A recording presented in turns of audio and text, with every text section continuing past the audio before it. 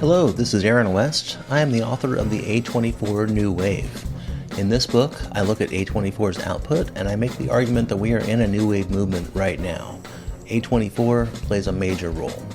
This book has a supplemental podcast where each episode is a brief conversation about an A24 related topic, whether an actor, director, or even a genre. As I continue research for the book and conduct interviews, I expect to record podcast episodes with people involved with the company. You can find the podcast at cinejourneys.com or wherever you find podcasts, and we are proud to be members of the Someone's Favorite Productions podcast network.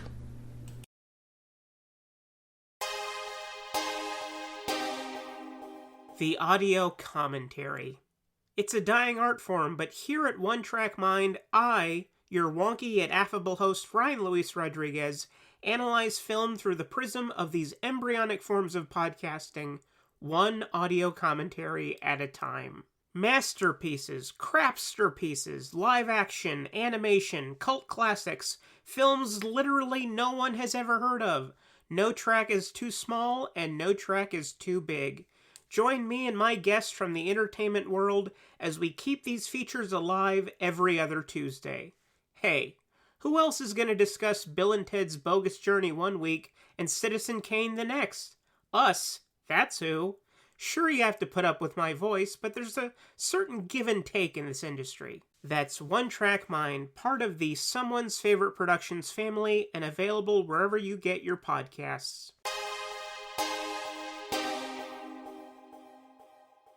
Hello and welcome to Tumbleweeds and TV Cowboys. My name is Hunter. In this podcast, I'll be joined by a different guest each week to discuss a classic Western movie or TV show. I've been a fan of classic Westerns for as long as I can remember, and in recent years, they've become very nostalgic for me. I love the aesthetic, the tropes, and I love seeing different filmmakers' takes on them. At their best, they're incredibly entertaining, rewatchable, and some of my all-time favorite movies are Westerns. We'll mostly focus on Western movies made in Hollywood, but we'll also be covering spaghetti Westerns, and one thing I'm very excited to get into are Western TV shows. I've got some amazing guests coming on the show, film professors, historians, and podcasters. And Tumbleweeds and TV Cowboys is part of the Someone's Favorite Productions podcast network, and many guests on the show will be from other shows on the network. Thanks for listening.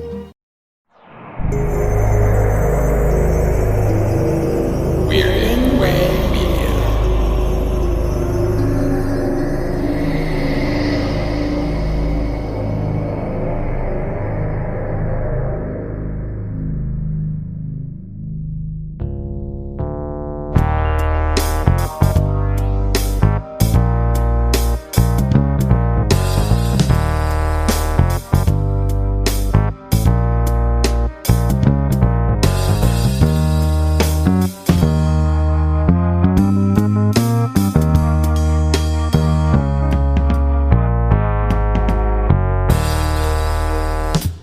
Welcome to the Life and Times of Captain Barney Miller podcast. I'm your host, Mike White. Joining me, of course, is the rookie, Chris Dashew. You are, in fact, not the father, because you shoot blanks, you big bitch. Wow. Yeah, he's just talking to me, by the way. This has nothing to do with talking to Hatem. Yeah, I'm talking to Hatem, everybody. Yeah, by the way, Richard Hatem's here as well. Sorry. Hey, may I just say, Mike, you're looking very preppy today. Wow. On this episode, we are diving into the first 3 episodes of Barney Miller Season 8. We have our end sights in mind here. We are just about there. Most of these episodes this season, while a lot of them directed by Danny Arnold, including these first 2, Paternity and Advancement. Paternity came out October 29th, 1981. Starting the season a little bit late here, guys. Come on. Thought we started in September. What are you doing? It's almost November here. Second one, Advancement, came out November 5th, 1981. And the third episode, directed by our old friend Bruce Bilson, The Car, came out November 12th, 1981. Got Nat Malden writing a few of these. And then our old friends Frank Duggan and Jeff Stein on here as well. Paternity. You know, after all that fucking around that Wojo has done, it's finally coming back to haunt him. He's being sued for a paternity suit. And we find out that he's actually shooting blanks. So, boy, what a twist. Chris, what did you think of Paternity? You know, as a man who also likes to shoot blanks, I'm kidding. Look, Wojciechowicz is a character who we felt like he kind of gotten sidelined up until this point for a while. And for this to be a Wojciechowicz-centric episode was interesting. I mean, look, I don't think any one of us thought that, oh yeah, by the end of this episode, Wojo's going to have a baby. Like, nah, I don't think so. It's not that kind of show. But I like where they went with it overall. I think, I don't know. I mean, look, the show at this point, first episode of the final season, it's hard not to feel a little sad about everything because we don't have a whole lot of episodes left of the show. We don't have a whole lot of episodes of this together. I mean, we're going to continue to work on something afterwards, but Barney Miller is just one of those things where, we're coming to the end of the road with it. And it's interesting to see how much the characters have grown because 8 seasons ago, the first or second season of the show, there would never have been a paternity storyline. But now that we have seen these characters fully formed and we're kind of at the end game, as it were, to cop a parlance from Marvel, now we're getting, I think, some more interesting storylines, at least in these first 3 episodes and this one, because again, there are some stakes to it. I mean, ultimately, this is a sitcom, so we know nothing will ultimately come of it, but it's an interesting situational approach to trying to up the stakes of Wojciechowicz finally getting some sort of comeuppance for all the fucking around he's been doing for Barney, essentially, calling him out all the time. Barney's just not a man who likes sex, unless it's with his wife, with a condom on as well. Richard, what did you think of Paternity? I really liked this episode. I liked it a lot. Now, you guys have you've been watching more. I took a bit of a break since the last time we spoke, and I've been watching other things. And so I was sort of cleared my palate a little bit for Barney Miller and then came back, really liked this episode. Didn't remember it particularly. So the fact that he was like being sued for paternity, I thought was going to be the whole plot of the episode. And I figured, like you say, it might end with, it's like, okay, turns out I'm not the father at the end. But it made me start thinking about the future or something. I thought it was going to go in that direction.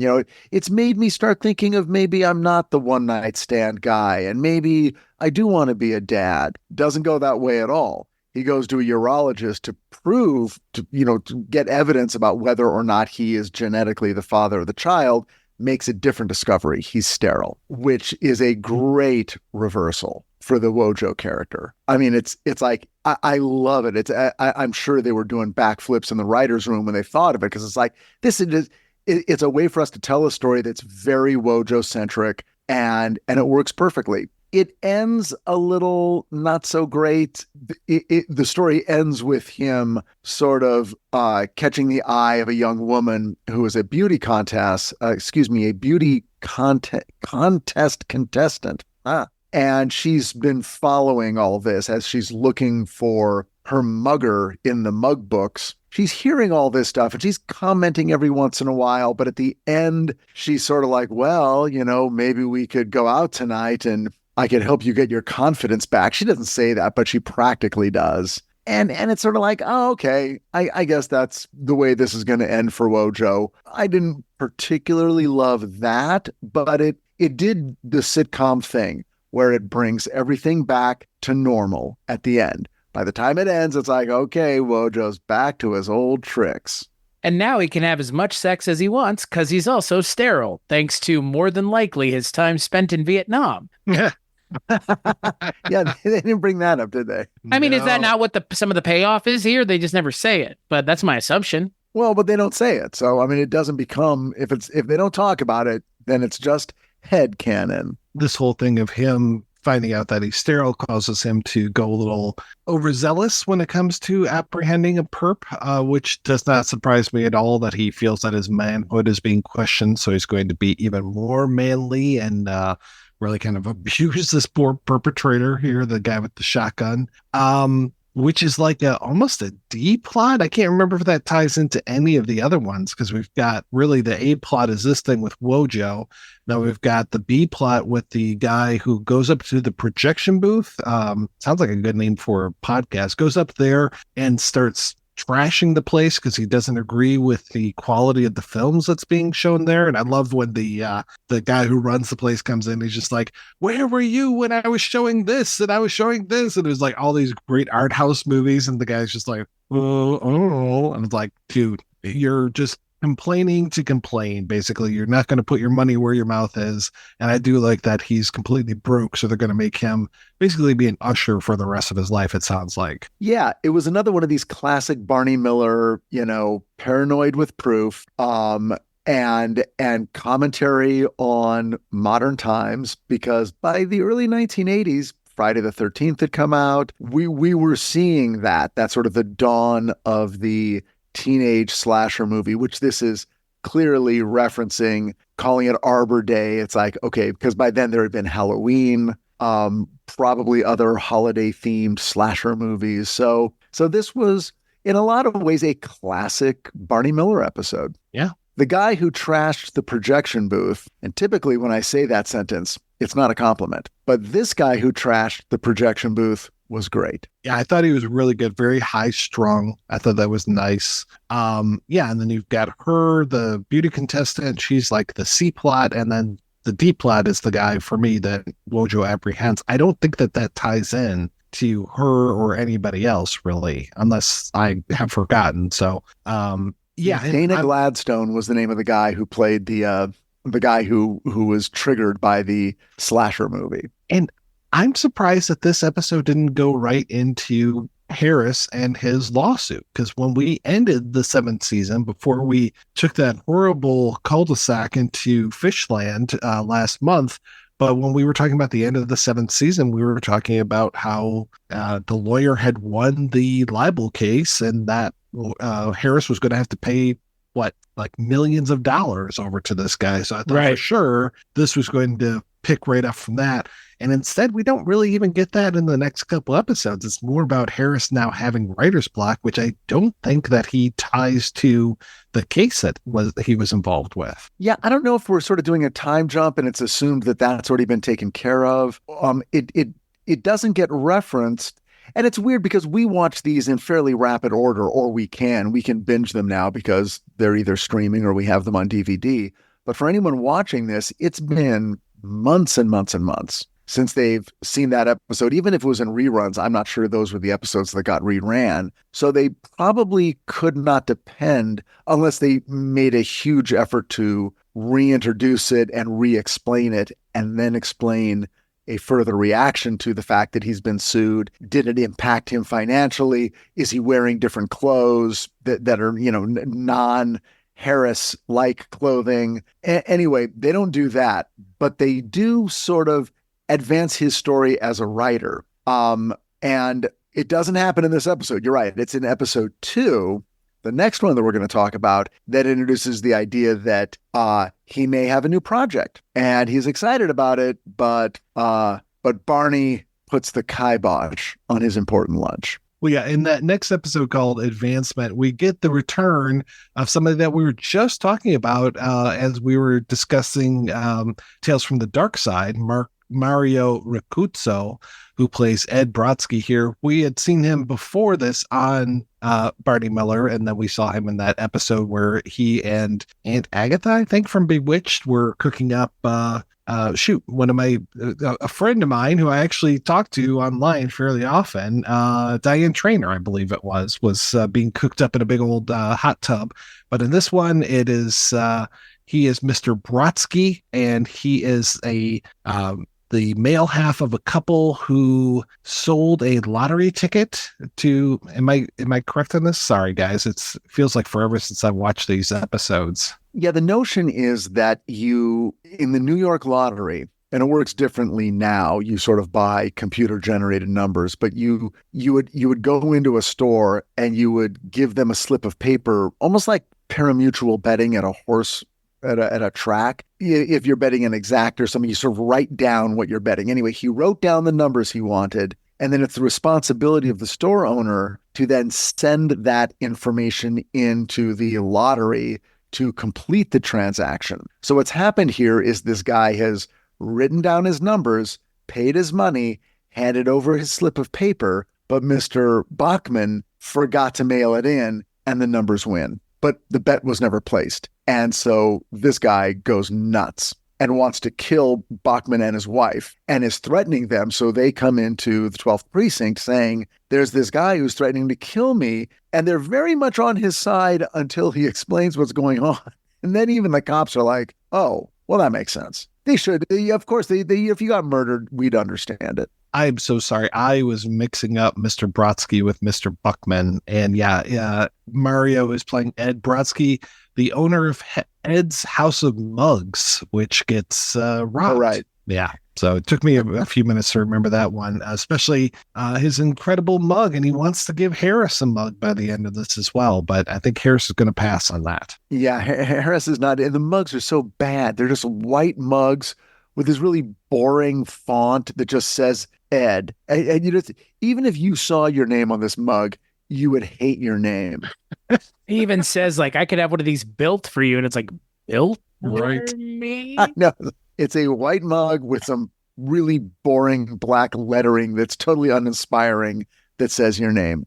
Who cares? Just so nobody steals it. Well, that's right. I wanted to mention something. We mentioned this once already. I wanted to mention this again. Max Gale's wig. Oh, boy. Different than last season, but still really bad. Yeah, different than last season, but still very much a choice that, he's gotten more hair as the show's gone on. What it feels like.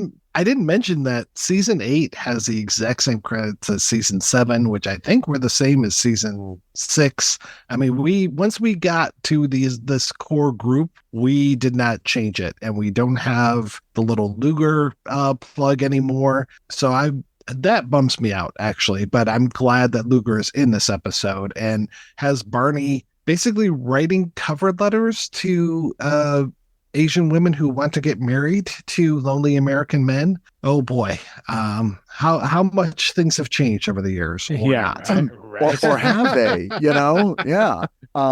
This is the beginning of a storyline. It will not be dropped. And it is cringeworthy, even as it's happening within the context of the show. The show acknowledges that this is really pretty sleazy behavior, even for the inspector, but it's not unbelievable. It's not out of character totally. And of course, the punchline is that Barney says, look, this is not the thing to do. You don't know these women. You really, if you were going to do this, you would have to write a letter that was really, carefully crafted, that, would reach out to someone where you could show off your best self. You could find out about them.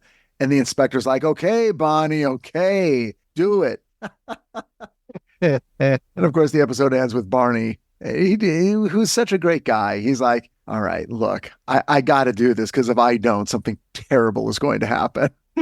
So this persists throughout the entire season. There's more. I don't know if it persists throughout the entire season, but there are other episodes that reference this. So I will say that the story of the lottery player whose numbers aren't sent in and then flies into a rage, and he's great. I mean, that character is hilarious. But what's nice about it is it goes a little step deeper. He says, he didn't want the money to, I don't know, quit his job or go, buy a car. He wants to get his mom out of a really terrible, rest home and send her to Florida. He wants to do something nice for his mom. And this is what sort of gets the Buckmans to go, you know what, maybe there's some way we can, we don't have $10,000, but maybe we can do something to help him get his mom out of that place. And they once again, it's that great Barney Miller thing where criminal and victim find a middle ground and find a way to work it out on their own so that we don't have to clog the courts with this problem. It's very King Solomon, which is nice. It's kind of like it's a bit of a return to classic Barney Miller. Good old Howard Honig coming back again for like the final time. 5 times in the show he's been in there as well. Oh yeah, right. As Mr. Yeager, the the enraged lottery player. Or are you talking about the guy that owns the store? No, that's Martin Garner. Okay. Because he's been in here a ton as well. This is like his 5th time, I think. Yeah. Oh, yeah. Yeah. He's At first, done a I ton. thought he got murdered and a bunch of Hasidic Jews came for revenge for him, but that was a different guy. It was another random person on this show. That was yet another character actor that we have. Yeah, this was a pretty solid episode. This does feel, all the episodes that we've seen so far in season 8 have been very solid. I mean, of course, we're only 3 episodes in, but this does feel very in keeping with what we like about Barney Miller. I did like, especially what you mentioned before, the whole thing of Barney refusing to let Harris go to this meeting, which causes this rift between these two guys. I'm like, oh shit, here we are. We're back in uniform days kind of thing. I thought we had worked out a lot of the animosity between these guys, but I was glad that it's all smoke and mirrors that you see in the 3rd episode, where it's just like, oh, actually, it's better that I didn't go to that. I mean, I think he would have been sunk had he gone to that meeting, and really is very thankful to Barney for keeping him away from it. Well, Barney's point of view, like at first you're frustrated. It's like, Barney, come on, who cares? Just let the guy do whatever he wants. But it's interesting when he says, look, basically, I went through an entire season, maybe 2, of the meetings and the agents and the this and the that and the books and the book signings and all this stuff that really is your personal life. You're a cop, and this has to be first. And I'm not going to go through it again. So I don't really care about your book deal. You do that on your own time, and no, you can't have an extra hour to do a business lunch. And predictably, Harris is passive aggressive. And okay, Barney, then I'm not going to do anything that isn't business. I'm not even going to talk to you, And at the end of the episode, when Barney's like, look, do you want to talk about this? No, walks out. It's like, you wanted to be all business, we'll be all business. And again, it makes sense. I mean, if that was the storyline, that would make sense. It feels like we've seen it, which is why it's so great in the 3rd episode that we're discussing. As you said, they turn another card. It has nothing to do, yes, he's pretending that he's angry that Barney lowered the boom and isn't letting him do it. But really, what's fueling his angst isn't that Barney isn't allowing him to pursue his career. It's that he feels that he cannot pursue his career. He's hit a terrible case of writer's block. He's tried. Nothing's working. And what's funny about it is that everyone else, Dietrich, Wojo, even Levitt, to a certain extent, are experiencing the blowback of Harris's bad mood. And in this 3rd episode, when they discover what it's really about, they go directly at something that is a core element of the show. And that Otto Bruno talked about in the last episode you guys did, which is we've got to be there for each other. We've got to articulate what's bothering us. Wojo's like, look, everyone in this office knew 2 weeks ago that I'm sterile, that's what's going on with me. So whether you can help or not, at least you know what I'm going through. So if I'm in a shitty mood. And now, Harris, we all thought you were just sort of being heresy when you were like, being upset with Barney for not letting you go to the meeting, but really it was being motivated by something else. And you need to be able to feel comfortable telling us that. It was a little on the nose for me. It was a little like, hey, let's all join hands. But the fact of the matter is, that is what this show is about ultimately. And so it was kind of nice to see it articulated. This one is rife. The episode The Car is rife with, again, amazing character actors. But of course, the name of the episode is The Car, and that's because of Larry Gelman as Joseph Hyler, who has stolen a car. He stole it in 1956, I think it was. It's a 57 Packard. I want to say it was a DeSoto, but I could be DeSoto. wrong. Wait, it's right here. I'm paging through Otto's book right now. There you go. He steals this car and treats it better than the owner would have. We get to see her, and she is pretty clueless about cars, whereas he is just all about this car. And Larry Gelman, he is just so good. I just loved every single time he would show up in anything. Of course, one of my favorite roles, he was in Dreamscape, which I don't know, Chris, if you've ever seen Dreamscape, but that is one hell of a movie. I thought you were going to call him out for his continuing role as Dr. Bernie Tupperman in the Bob Newhart show, the urologist. Yes. Yeah, he's great. He's great. And you're right. It is a 1957 DeSoto Fireflight is the model of car it is. Well, it's interesting because this one, we talked about how there was an actual D story in the first episode of this season, whereas with this one, very solid ABC type structure. What though I guess it's the C story is the sanitation officers who really dislike being called trash men. That was great just to see Joey, I can't remember his last name, Joe Regalbuto, who I mostly know, well, he's been in a ton of stuff, but mostly know him from Murphy Brown, though he was also in a favorite of mine and I think Chris's, Raw Deal, the Arnold Schwarzenegger film. Darren McGavin. Yes, with Darren McGavin. So going back to our Kolchak roots yet again. But yeah, he's wonderful in this as this sanitation officer who really is mad with power. Pulls out his gun and shoots at people when they litter, which is not a good look. No, especially in New York. Even Barney is like, why are you guys even carrying guns? Yeah. And he's like, because we're cops. No, you're not. Just like you guys, we're cops. And it's like, we are not the same. Yeah. At all.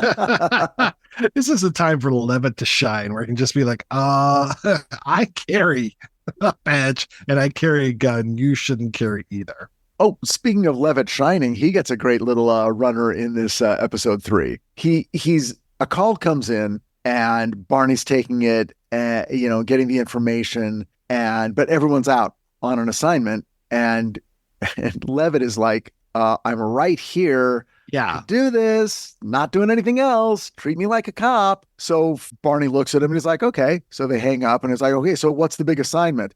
Some kids are playing at a construction site. We need someone in uniform to go chase them off. And Levitt's like, great. So he goes off. But then, of course, we discover that things developed from there. The kids were like on the 10th floor of some building that's under construction, and they're playing on the scaffolding, and one of the kids kind of gets stuck out there, and Levitt, swings out on a rope and grabs the kid. I mean, he does some real Indiana Jones shit, and then saves the kid's life, and then almost falls, but doesn't fall all the way off the building, but gets a little bit injured. But by the time the paramedics bring him down, there's a crowd. They're all applauding. Levitt tips his hat. It's a great moment for Levitt, and it really is kind of, I don't know. It was so gratifying that he got a good moment. And we didn't get to see it. No, didn't get to see anything. We just get to hear all about it, which is great. Which I found really funny. Yeah. In my mind, I had him back flipping off of this board. Almost doing a triple Indy on his way down or something. I was going to say, I know we've talked about this, but especially Chris, it feels like years ago, I predicted that your general annoyance with the character of Levitt would evolve. Would you care to comment? Yeah. Let's hear some crow. Yeah. I guess you want me to eat it on air, motherfucker. Thanks, Hatem. You're welcome. Look, I mean, but we've already had this conversation multiple times, as far as I'm concerned. Like, realistically, we can always have it again. Go ahead. Oh, okay. Yeah. All right. How do you feel about Levitt now? Go fuck yourself, Hatem. I will take that. Everyone, I think that is a rousing chorus of I used to hate Levitt and now I love that character. I don't know if I love him, but he's definitely been used better in more recent times than he was before. And we both know that he's still never treated the way he should be treated, but that's a different story. That's kind of the biggest missed opportunity. Yeah, look at that. His face on those discs. Hey, season 8. Guess who gets featured? Yeah, of course. What a surprise. He's fine. I mean, he's a lot better, but at the same time, he's not the gag character that he used to be. He used to be kind of just like a one-bit character as well. And it's funny that he is still that character. I mean, he, up through and including this episode, he's still the guy who's like, you're not respecting me. You're not treating me like a cop. Why don't you send me out? Why don't you treat me like an equal? And it leads to this moment, which is really nice. Can I say something else? Because you mentioned Max Gale's toupee. As long as we're on the physical appearance of the cast, does it look like everyone went on a diet? It looks like everyone lost about 20 pounds or something. I mean, Ron Carey looks dramatically thinner, almost to the point where it's like, is he okay? And it looks like Wojo. I mean, everyone just looks like they spent the summer doing the Jane Fonda workout. I haven't really picked up on that, but I will try to pay attention for the next one. Maybe that detour into fish was a little too dangerous for us. We're changed now. Can never look back. I wonder if Abe Vigoda lost weight. Why didn't you join us for that episode, Richard? You missed out on some really great quality TV programming. Are you really going to watch all episodes of Fish? No, we only watched a couple. Yeah, you could have picked up some tips there, though, Mr. On Screenwriter. On writing? On some structure and some jokes. I mean, real quality jokes. It was really good. I watched Fish when it was on originally, guys. So I'm amazed you lived to tell about it. Don't come at me. I sat through those episodes because I love, the guy, the kid. Oh God, what's his name? Victor. Yeah. Yeah. That guy's great. I could watch that guy. He should be the star of every show.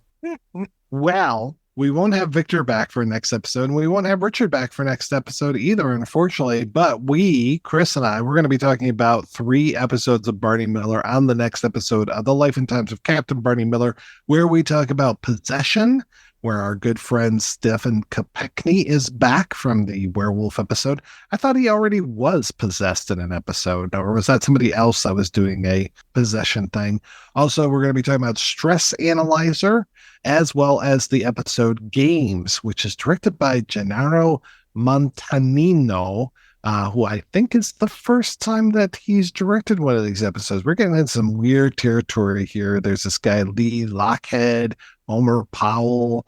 Yeah, I thought this was all Danny Arnold all the time, but there's definitely a lot of special guest directors in this season. So let's hope they can hold the ship together, as it were. But until then, Chris, what are you working on these days, sir? Just keeping it real over at weirdingwaymedia.com, where everything I work on can be found, including hopefully a return to weekly CultureCast episodes. It's been a fun 2 months, let's put it that way. So I haven't really necessarily been able to do the output that I want, but in terms of everything that I still am working on, it can be found at weirdingwaymedia.com. What about you, Richard Hatem? You can find me on Richard Hatem's Paranormal Bookshelf. Come for the books, stay for the oversharing. Stay for the shelf. Come for the books, stay for the shelf. What about you, Mike White? Same thing as you, Chris, talking all about movies over at weirdingwaymedia.com, as well as some TV shows. We do one on the detective who is very shabby, that is Columbo, and the the podcast is called The Shabby Detective, and get to that at shabbydetective.com or weirdingwaymedia.com, where you can also find Richard's wife. She hangs out with us more than Richard does. She's over there at the 80s TV ladies. So weirdingwaymedia.com, all for that as well. And then if you want to hear Chris, Richard, and I talk all about James Bond, come on over to our Patreons. That's patreon.com/culturecast, patreon.com/projection booth, patreon.com/Richard Hatem. I don't think so, but those first 2 are real. So come on over there and give us your money. $10 and up. You get to listen to those episodes where we talk about Mr. Kiss Kiss Bang Bang. Until we depart, I want to thank John Walker for our theme music, and I want to thank all y'all for listening. Please be sure to come on back next month as we talk about more Barney Miller, and in the meantime, leave us a rating and review about this show or any of the shows that we do. It would really help us out.